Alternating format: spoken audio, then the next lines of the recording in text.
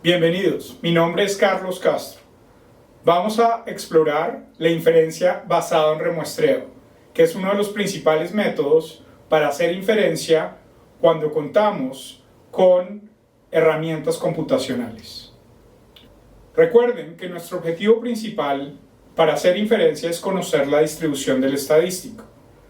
Ya hemos visto algunas formas en que podemos obtener una distribución asintótica exacta de los test o de los estimadores. También podemos utilizar aproximaciones de las funciones matemáticas que definen los estadísticos. Esto es lo que denominamos una aproximación de Taylor y lo utilizamos para hacer inferencia a través de lo que se conoce como el método delta. También existe otra manera en que no vamos a aproximar la función del estadístico, sino que vamos a aproximar los momentos del estadístico, dado que el estadístico es una variable aleatoria. Esto es lo que se conoce como una aproximación de Edgeworth.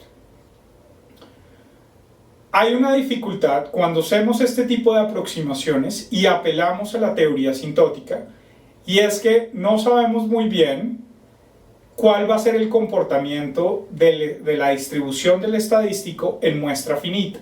Porque recuerden, todos estos resultados son válidos en la medida en que n tiende a infinito, es decir, tengamos muchos datos. Pero no sabemos cuántos datos exactamente quiere decir que tengamos suficientes para que la convergencia sea óptima. Por ejemplo, podemos tener un nivel alfa de un test que sea equivocado, es decir, que la significancia empírica sea muy diferente de la teórica. Como hoy en día contamos con herramientas computacionales muy poderosas, la inferencia ha aprovechado esas herramientas a nuestra disposición para utilizar métodos computacionales, bien sea basados en simulaciones, denominados simulaciones de Monte Carlo, o métodos basados en remuestreo, donde se destacan el bootstrap y el jackknife como una forma de encontrar la distribución de los estadísticos. Adicionalmente vamos a ver que en el caso en particular del bootstrap vamos a tener unas mejoras que son aún mayores aun cuando contamos con una distribución asintótica de los estadísticos de interés. Esto es lo que se llama un refinamiento. Empecemos por definir un concepto importante, que es lo que se conoce como un estadístico pivotal, que nos va a permitir en qué momento vamos a poder hacer inferencia basado en un método de simulación tipo Monte Carlo versus un método de remuestreo tipo Bootstrap.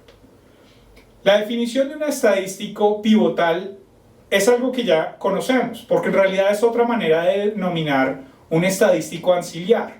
Recuerden que un estadístico anciliar es aquel que pierde toda la información con respecto a los parámetros de interés.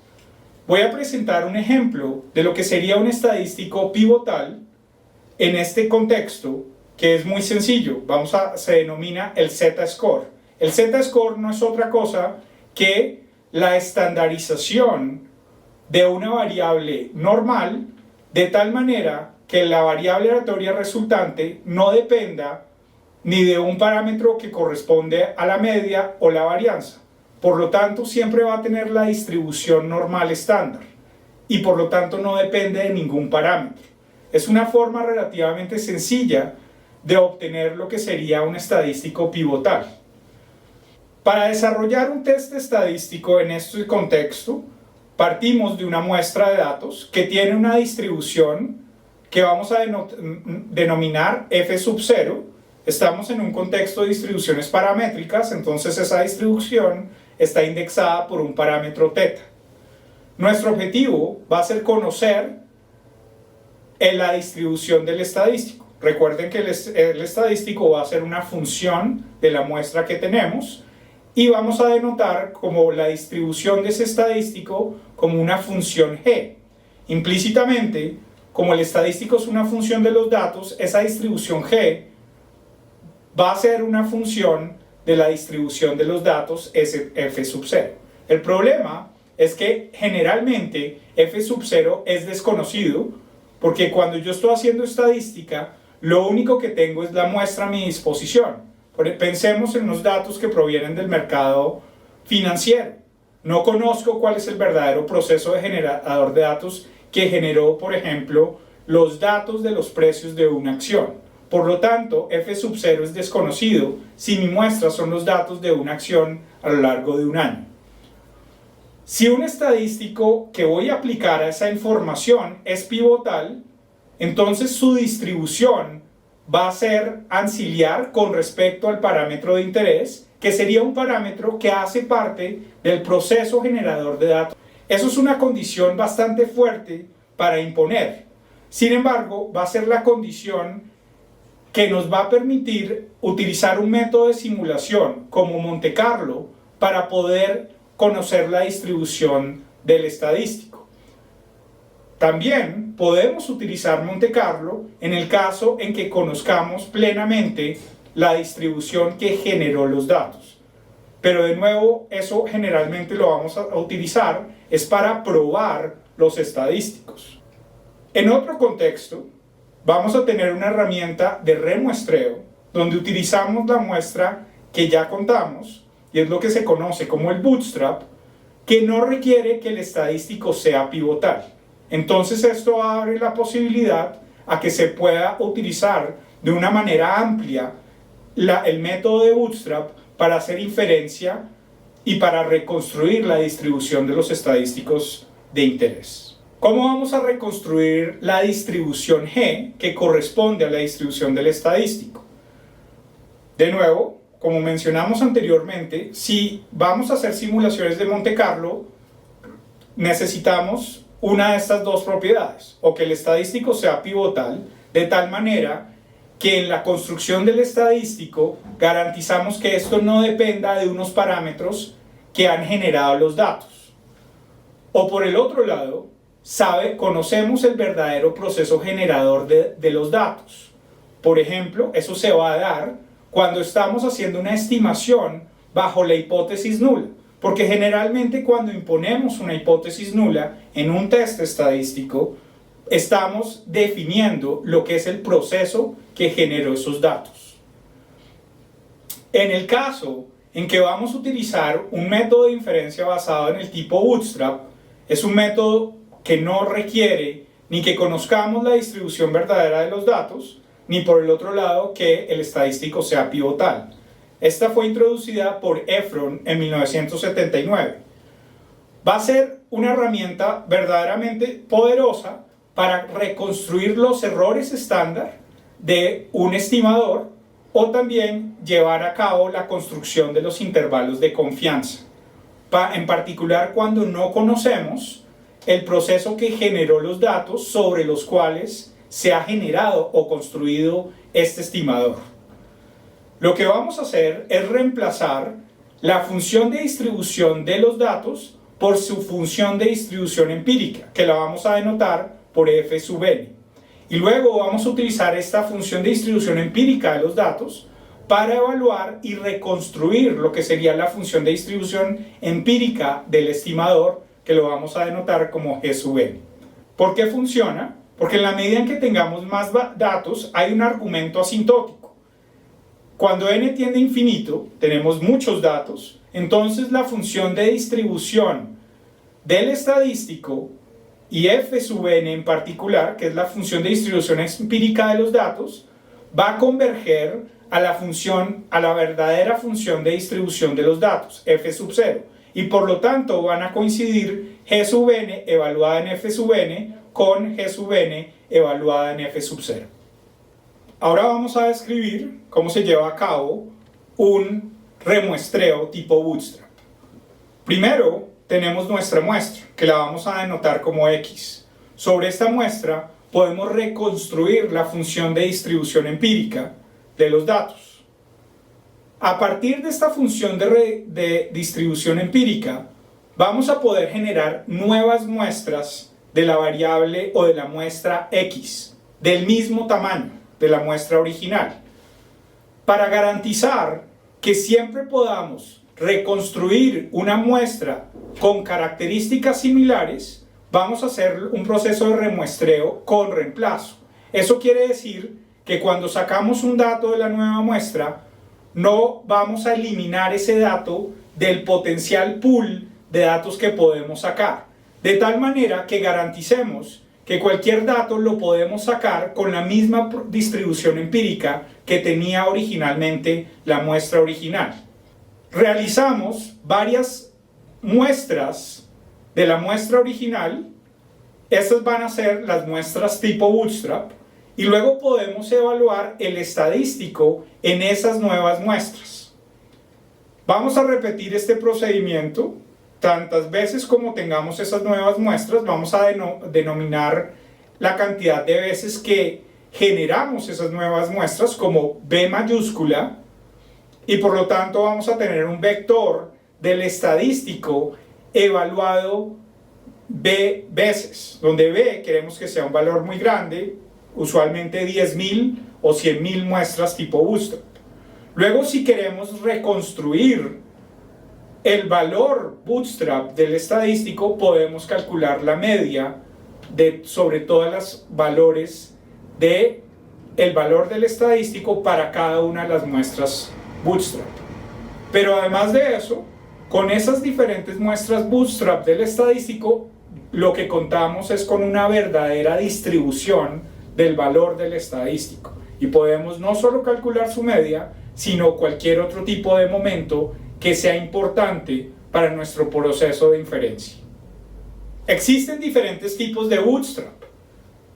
Por ejemplo, hay dos que son principales, que si reemplazamos el paso 2 del anterior método en que explicamos el paso a paso para realizar un Bootstrap, podemos considerar que estamos generando esas nuevas muestras Bootstrap a través de un Bootstrap paramétrico, en donde lo que hacemos es estimar el parámetro de interés con la muestra original y conocemos el kernel de la distribución que genera la muestra, o la imponemos, y por lo tanto vamos a generar a partir de esa distribución y ese valor del parámetro una nueva simulación de esas muestras tipo Bootstrap.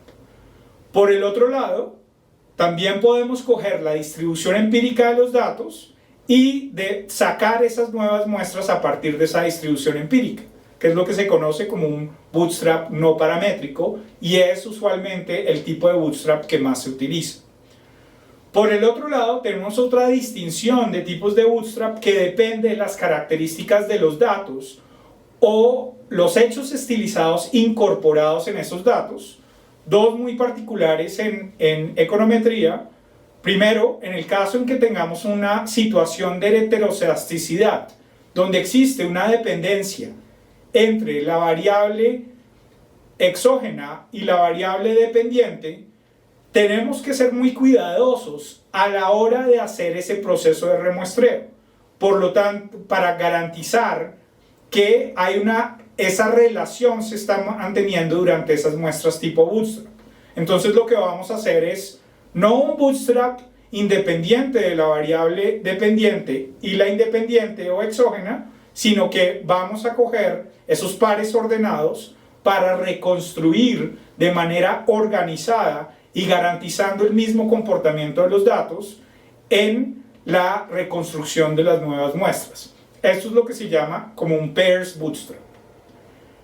También, un caso muy particular y especial a tener en cuenta cuando tenemos datos de series de tiempo es que esa dependencia temporal nos exige que también respetemos el comportamiento temporal o la autocorrelación que pueda existir dentro de la muestra, que nos obligue que guardar el ordenamiento natural de los datos. Esto implica que si queremos hacer un remuestreo para una serie de tiempo, lo mejor va a ser un remuestreo por bloques de datos, y es lo que se llama un block bootstrap.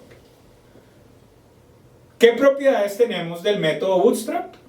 Los errores de cualquier estimador o la aplicación del método bootstrap a cualquier estadístico en un contexto de test o en un contexto de estimar el error estándar o los intervalos de confianza, el error decrece a medida que haya más datos.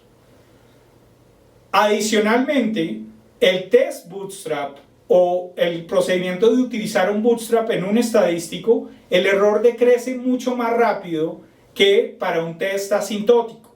Y esto es una ventaja aun cuando tengamos, digamos, unos estadísticos basados en principios asintóticos. Quiere decir que hacer bootstrap sigue siendo mejor. Esto es un resultado de Beran de 1988 y nos lleva a un concepto muy general que se llama el refinamiento tipo bootstrap. Aun cuando contamos con una forma exacta de reconstruir la distribución del estadístico de interés, se puede utilizar el bootstrap y obtener otros beneficios. Generalmente los beneficios son la reducción del sesgo, la obtención de una distribución más precisa y la posibilidad de obtener unos valores críticos mucho mejores que los valores basados en criterios asintóticos. Miremos el ejemplo específico de la reducción del sesgo. Si tenemos un estimador y tenemos el comportamiento de un estimador que converge a su valor verdadero, es decir, es insesgado, o en este caso es consistente, vamos a ver que converge a una tasa 1 sobre n.